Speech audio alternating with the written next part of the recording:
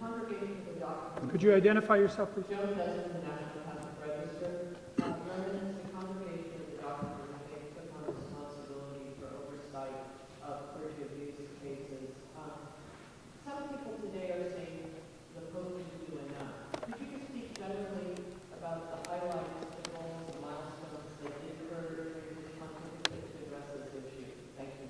Yes, I would be happy to. Thank you, Joan, for that question. I would not be among those who would say that he has not done enough. On the contrary, in 2001, Pope John Paul gave a motu proprio Sacramentorum Sanctitatis Tutelae, by its Latin name, on the questions dealing with the abuse of minors by clerics.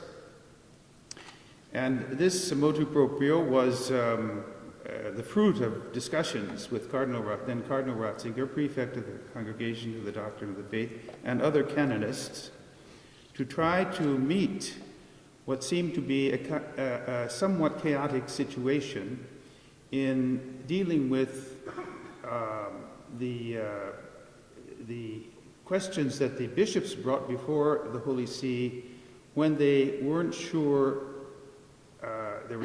whether it felt there was no explicit instruction in canon law about how to proceed in certain cases, particularly in cases of appeals by priests against the decision that their bishop might take. This was a matter of great concern for the bishops of the United States, and I was one of the delegates that went over under the leadership of Cardinal George to ask the Holy See for special norms that could help the bishops here apply to the historic backlog of cases that were coming forth as a result of look-back legislation and the greater sensitivity to the fact that many victims did not feel they could speak out about this until they were mature adults and so forth. And I believe personally that this legislation has provided the bishops with the instrument that they need. It has taken this particular question and made it a part of what are called the most grave delicts that in the Church, which begin with the delicts against the faith, heresy, schism, apostasy, then delicts against the sacrament, crimes against the sacraments like profanation of the Holy Eucharist, use of the Eucharist in non-sacred ceremonies and so forth, the violation of the seal of confession, those things which have always been reserved to the congregation and which it handles not only through an investigation but through a tribunal process, an ecclesiastical trial in various instances. So this, to put this horrible crime under the role of these most grave crimes in the Church was itself a warning, a kind of a statement about how the Church considers this kind of violation of the sanctity and purity of young people. The work that Cardinal Ratzinger himself did in guiding this new procedure in the Church, where all of the things that refer to this are now treated by one congregation and not through others in a course of appeal to the Congregation for the Clergy or the Senatura Apostolica, has been a great help to bishops in responding in a timely fashion. Timely, well, not quick, but timely, I hope, fashion. And I continued that work when I became prefect. Now we have, in fact, in 2010, I think we sent out a circular letter to all the bishops' conferences of the world and asked them to send back to us their plan of assisting the bishops in that particular jurisdiction about how to deal with the various questions involved in the sexual abuse of minors by clerics. So that those responses are being collected. I think quite a large number of them are now in. So I hear from the officials the last time I asked. Of course, it's not my responsibility anymore, so it will, but I'm sure that that it will be a great help to the various bishops' conferences as this moves along. Your Eminence, my question has to do with your opinion on, there is a segment of the Catholic population that would like to see the Catholic Church sort of move forward and maybe not be so regimented. They would like to see the Catholic Church evolve more when it comes to its stance on whether it be, the ordination of women or letting priests marry, that sort of thing. In your opinion, do you think that that should be taken into consideration with selecting a new pope as far as possibly moving the Catholic Church a little bit forward as far as taking baby steps? Is that something that you personally will at all consider, since there is a younger generation out there that would like to see the Catholic Church evolve?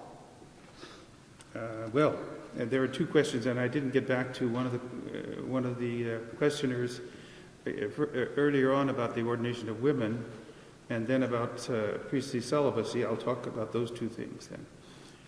There are examples of questions that are current, I think, in the minds of a certain number of people.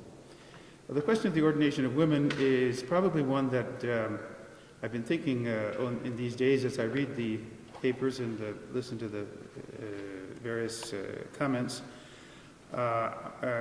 Something can be taught once, but you get a whole new generation of people coming along, and unless you are constantly presenting the teaching in the setting of the context of what that those person's lives is, you don't do it. So I have to say again, I think it would be important to articulate the reasons why the Catholic Church feels that it cannot ordain women, that women cannot be ordained. And it comes from the tradition of the Church that goes back to the time of the apostles, and it also finds, I think, its roots secondarily in sacramental theology.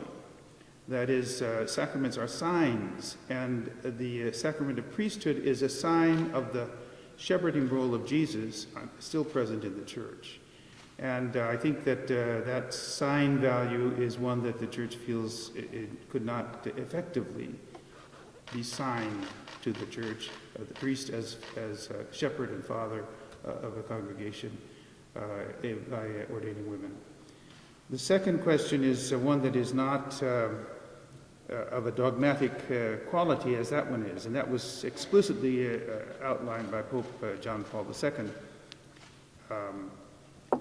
Is the question of celibacy and priesthood. As you know, there are, in various parts of the Catholic Church, there are married priests. There are married deacons. All of them are ordained to the sacrament of orders. And there are no married bishops, however, so that the vision of celibacy, that is, to the imitation of Jesus as the celibate shepherd, is one that early on in the Church, and there's good testimony to this, that even when married men, which was common in the first millennium, when married men were called to be ordained deacons or priests or bishops, they were invited from that time to live as celibate priests. Their wives had to agree, obviously, or they couldn't step forward and be ordained. That invitation was not perfectly observed, and testimony to that is in some of the councils, early councils of the 4th century and 6th and 7th century, which talked about these issues, exhorting these bishops and priests to live up to their call to celibacy.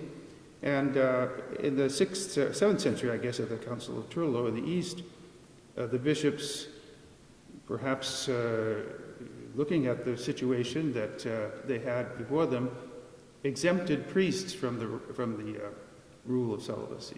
Deacons were also exempted, naturally, And the second